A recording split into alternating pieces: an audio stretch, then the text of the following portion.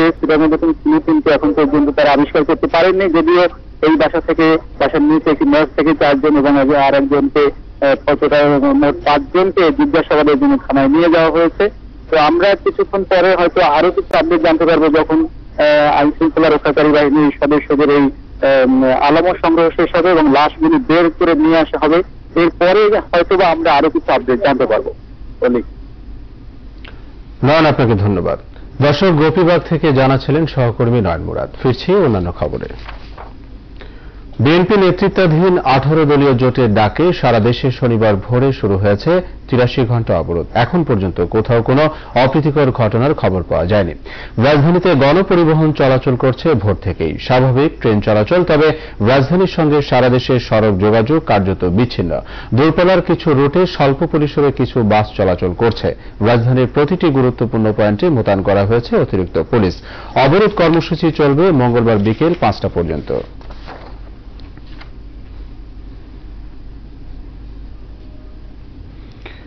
এদিকে বিক্ষিপ্ত সংঘর্ষের মধ্য দিয়ে সারা দেশে চলছে 18 দলের 5ম দফা অবরোধ। শনিবার প্রথম দিনে বিভিন্ন স্থানে যানবাহনের ভাঙচুর ও অগ্নিসংযোগ ছাড়াও ককটেল বিস্ফোরণ ঘটিয়েছে অবরোধকারীরা। প্রতিনিধিদের পাঠানো তথ্যে রেজান করিমের ডেস্ক রিপোর্ট। চট্টগ্রামের চকবাজারে যাত্রী বেশে একটি সিএনজি অটোরিকশায় আগুন দেয় দুর্বৃত্তরা। দামপাড়া থেকে আগ্রাবাদ যাওয়ার কথা বলে 4 যুবক সিএনজি অটোরিকশাটি ভাড়া করে। গাইবান্ধার পলাশবাড়িতে অবরোধে আটকা পড়া অন্তত 20টি গাড়ি ভাঙচুর ও কয়েকটিতে আগুন ধরিয়ে দেয় অবরোধকারীরা। রংপুর ঢাকা মহাসড়কের জুনদহ ও মহেশপুর এলাকায় এই ঘটনার সঙ্গে জড়িত এক শিবিরকর্মীকে আটক করেছে পুলিশ। অবরোধের প্রথম দিন বগুড়া শহরের সাতমাথা এলাকায় কয়েকটি ককটেল বিস্ফোরণ করে অবরোধকারীরা। এ সময় আহত হয় 3 জন। অবরোধের সমর্থনে নারায়ণগঞ্জের রূপগঞ্জে পেট্রোল ঢেলে আগুন জ্বালিয়ে ঢাকা সিলেট মহাসড়ক অবরোধ করে রাখে 18 দলের কর্মীরা। কালীগঞ্জের কলাহাটায় টায়ার জ্বালিয়ে জোট কর্মীরা ঝিনাইদহ যশোর সড়ক অবরোধ করে রাখে। নাটোরের রেল লাইনে আগুন জ্বালিয়ে বিক্ষোভ করে অবরোধকারীরা। এছাড়া গুরুদাসপুরে কয়েকটি বাস ভাঙচুর করে পিকেটাররা। ঢাকা রায়পুর ও রামগতি লক্ষ্মীপুর সড়কে গাছের গুঁড়ি ফেলে সড়ক অবরোধ করে রাখে 18 দলের কর্মীরা। নড়াইলের তালতলা ও চৌগাছা এলাকায় কয়েকটি গাড়ি ভাঙচুর করে পিকেটাররা। এর সঙ্গে জড়িত থাকার অভিযোগে আটক করা হয় 1 জনকে। এছাড়া নরসিংদী, সাতক্ষীরা, সিরাজগঞ্জ, কিশোরগঞ্জের বাজিতপুরে বিক্ষোভ মিছিল করে সড়ক অবরোধ করে 18 দলের কর্মীরা। রেজওয়ান করিম, মোহনা, ন্যাশনাল ডেস্ক। বিরোধী দলের সহিংসতার কারণে জীবনহানি ও দেশের অর্থনীতি হুমকির মুখে পড়েছে, তাই দেশ ও জনগণের স্বার্থে সরকার কঠোর হাতে বাধ্য হয়েছে বলে মন্তব্য করেছেন অর্থমন্ত্রী আবুল মাল আব্দুল মুহিত। শনিবার সন্ধ্যায় রাজধানীর একটি হোটেলে দি institute of charter accounts ICAB কর্তৃক আয়োজিত এক পুরস্কার বিতরণ অনুষ্ঠানে বক্তব্য রাখেন তিনি। অনুষ্ঠানে আর্থিক সেবা, যোগাযোগ, উৎপাদন সহ মোট 8টি খাতের বিভিন্ন প্রতিষ্ঠানকে উৎকৃষ্ট বার্ষিক প্রতিবেদন ও কর্পোরেট খাতে সুশাসন জন্য পুরস্কার দেওয়া হয়। এবার সরকারি ব্যাংকিং খাতে রূপালী ও বেসরকারি খাতে ইসলামী ব্যাংক প্রথম স্থান অর্জন করেন। এছাড়া তথ্য প্রযুক্তি খাতে গ্রামীণ ফোন, উৎপাদন খাতে RAK সিরামিক সহ বিভিন্ন প্রতিষ্ঠান এই পুরস্কার অর্জন করে।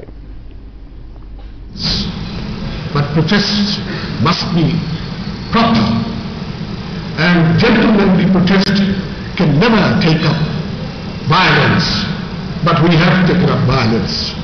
This blockade, this hartal is not at all wanted by anybody in the country. It's enforced by violence. And I think it must be resisted by us. 18 দলীয় জোটের 83 ঘণ্টার অবরোধের প্রতিবাদে রাজধানীতে মিছিল সমাবেশ করেছে আওয়ামী লীগ ও সহযোগী সংগঠন। শনিবার সকালে কেন্দ্রীয় কার্যালয় বঙ্গবন্ধু অ্যাভিনিউয়ের সামনে অবরোধ বিরোধী মিছিল শেষে এক সমাবেশে বক্তারা বলেন, আন্দোলনের নামে দেশজুড়ে নৈরাজ্য চালাচ্ছে 18 দলীয় জোট। তাদের জ্বালাও পোড়াও রাজনীতি বন্ধে সরকারকে আরও কঠোর হওয়ার আহ্বান জানানোর পাশাপাশি নাশকতা প্রতিরোধে দলীয় নেতাকর্মীদের সজাগ থাকার আহ্বান জানান তারা। কাদের মোল্লার ফাঁসি নিয়ে পাকিস্তানের প্রতিক্রিয়ার তীব্র নিন্দা জানানো হয় সমাবেশ থেকে।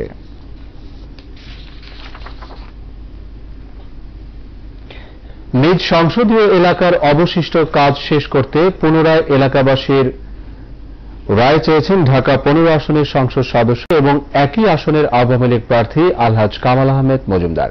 শনিবার সন্ধ্যায় 16 নম্বর ওয়ার্ডের বিভিন্ন ইউনিটে নির্বাচনী প্রচারণার সময় দলমত নির্বিশেষে সবাইকে ভোট কেন্দ্রে যাওয়ার আহ্বান জানিয়ে তিনি বলেন, সাংবিধানিক উপায়ে নির্বাচন না হলে দেশে তৃতীয় শক্তির উত্থান হতে পারে। রিপোর্ট করছেন নাসির উদ্দিন। উঠান বৈঠক পরিণত হয় জনসভায়। দশম জাতীয় সংসদ নির্বাচনের প্রচারণায় ঢাকা 15 আসনের আওয়ামী লীগ মনোনীত প্রার্থী আলহাজ কামাল আহমেদ মজুমদার সংসদীয় এলাকার যেখানেই গেছেন সেখানেই বিপুল জমায়েত। উত্তর কাফরুলে এক উঠান বৈঠকে এলাকার সমস্যা তুলে ধরার পাশাপাশি নির্বাচনে নৌকার পক্ষে কাজ করার ঘোষণা দেন এখানকার জনগণ ও নেতাকর্মীরা। আমরা আশাবাদী ওনাকে আমরা বিপুল ভোটে নৌকা মার্কায় ভোট দিয়ে পুনরায় আগামী দশম জাতীয় সংসদে এমপি হিসাবে আমাদের এলাকায় দেখব। মাননীয় সংসদ সদস্য সাহেবের কাছে বিনীতভাবে অনুরোধ করতেছি যাতে আমাদের এই এলাকার ইনস্টিটিউট জোন থেকে অবমুক্ত করা যায়। বর্তমান সরকারের আমলে শিক্ষা, স্বাস্থ্য ও প্রযুক্তি সহ বিভিন্ন খাতে অনেক উন্নয়ন হয়েছে দাবি করে তিনি বলেন, বিরোধী দল এই উন্নয়নের পথ বন্ধ করতে সারা দেশে নির্বাচন চালাচ্ছে। প্রধানমন্ত্রী ঘোষণা দিয়েছেন আগামী প্রত্যেকটি উপজেলায় একটি করে দৃষ্টিনন্দন মসজিদ তৈরি করে দেবেন, যেটি সরকারি ব্যবস্থাপনায় পরিচালিত হবে। এরপরে বলে আওয়ামী লীগ ধর্মকর্মে বিশ্বাস করে না, কাজেই আপনাদের সজাগ থাকতে হবে।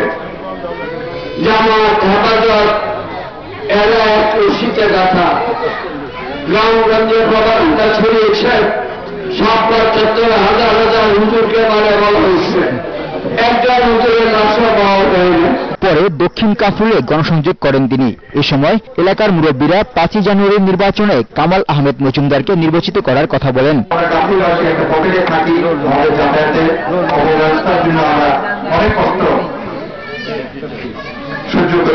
কামাল মজুমদার এমপি সাহেব আবার এলাকাবাসী সবাই ভোট দিলে এবং সামনে আবার উনি যাবে। ঠান্ডা আবহাওয়া উপেক্ষা করে অনেক রাত পর্যন্ত নির্বাচনী প্রচারণায় অংশ নেন নারী পুরুষ সবাই। আমরা করতে পারি এই এলাকার উন্নয়ন সবার আগে শুরু করবেন। আমাদের কাছে সবার কাছে আমার নিবেদন, ওনাকে যাতে নৌকামার্কা ভোট দিয়ে জয়যুক্ত করবেন। বিগত 5 বছরের বিভিন্ন উন্নয়ন কর্মকাণ্ডের কথা তুলে ধরেন কামাল আহমেদ মজুমদার।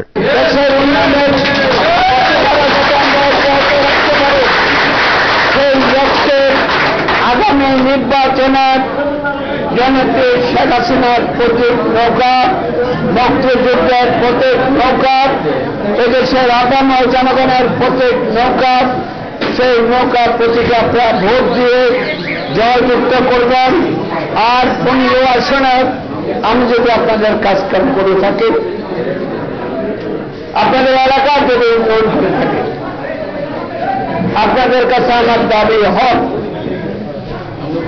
বাপের কাছে যেমনিভাবে সন্তানের হক থাকে, আপনাদের কাছে এলাকাবাসীর কাছে আমার হক। আপনারা সে হক 5 তারিখে ভোট কেন্দ্রে যে ভোট দিয়ে সেই হকটি আদায় করবেন। বিরোধী দলের একরোখা আচরণে নির্বাচন বানচাল হলে দেশে তৃতীয় শক্তির আবির্ভাব হবে বলে আশঙ্কা করেন আলহাজ কামাল আহমেদ মজুমদার। বাংলাদেশকে একটি ডিজিটাল বাংলাদেশে রূপান্তরিত করতে। নাসির উদ্দিন, মোহনা সংবাদ, ঢাকা। এবার 1971-এর ডিসেম্বরের প্রতিদিনের ঘটনা নিয়ে আমাদের বিশেষ আয়োজন মুক্তিযুদ্ধের এই দিনে। তুমি জেলে নিবা না হয় করবা গুলি, কবরে শুই বলবো আমি বাঙালি বাঙালি, খানতে চিনি না মুক্তিযুদ্ধের সংগ্রাম ছাড়ব না। 22 ডিসেম্বর 1971 এই দিন দেশে ফিরে প্রধানমন্ত্রী তাজউদ্দিন আহমেদ গণতন্ত্র, ধর্ম নিরপেক্ষতা ও সমাজতন্ত্রের আদর্শ বাস্তবায়নে সবাইকে ঐক্যবদ্ধ থাকার আহ্বান জানান। একই দিন চীন থেকে ফিরে জুলফিকার আলী ভুট্টো নিজের বাগান বাড়িতে বঙ্গবন্ধু শেখ মুজিবুর রহমানের সঙ্গে বৈঠক করেন। বিজয় পরবর্তী 71-এর প্রতিদিনের কিছু খণ্ডচিত্র তুলে ধরছেন বদিউজ্জামান সুজন। মিত্রবাহিনীর কাছে আত্মসমর্পণের পর 6 দিন পেরিয়ে গেলেও বঙ্গবন্ধুকে বাংলাদেশে ফেরত পাঠানো নিয়ে কোনো সিদ্ধান্ত নিতে পারেনি পাকিস্তান। ৭১-এর এই দিন রাওয়ালপিন্ডিতে এক সরকারি ঘোষণায় জানানো হয় শেখ মুজিবুর রহমানকে কারাগার থেকে মুক্তি দিয়ে কঠোর নিরাপত্তায় লারকানে প্রেসিডেন্টের বাগানবাড়িতে রাখা হয়েছে। এদিন চীন থেকে ফিরে বাগানবাড়িতে বঙ্গবন্ধুর সঙ্গে ১ ঘণ্টা বৈঠক করেন পাক প্রেসিডেন্ট জুলফিকার আলী ভুট্টো। এদিন ভারত থেকে দেশে ফিরে প্রধানমন্ত্রী তাজউদ্দিন আহমেদ বলেন, বঙ্গবন্ধু শিগগিরই দেশে ফিরবেন। গণতন্ত্র, ধর্মনিরপেক্ষতা ও সমাজতন্ত্রের আদর্শ বাস্তবায়নে সবাইকে ঐক্যবদ্ধ থাকার আহ্বান জানান তিনি। ৭১-এর এই দিন সারা দেশে মিত্রবাহিনীর হাতে আটককৃত পাক সেনার সংখ্যা দাঁড়ায় ৭৬,৬৩০ জনে। বদিউজ্জামান সুজন, মোহনা সংবাদ। নিচ্ছি মার্কেন্টাইল ব্যাংক লিমিটেড সংবাদ বিরতি, এরপর অন্যান্য সংবাদের সঙ্গে আরও থাকছে। অবৈধ বসবাসের অভিযোগে সাইপ্রাসে ৫১ বাংলাদেশি আটক, দ্রুত ফেরত পাঠানোর প্রক্রিয়া চলছে। এবং মধ্য আফ্রিকার প্রজাতন্ত্রে সাম্প্রদায়িক সহিংসতায় ৩৭ জনের মৃত্যু, ইরাকের আনবার প্রদেশে সন্ত্রাসী হামলায় ১৮ সেনা কর্মকর্তা নিহত।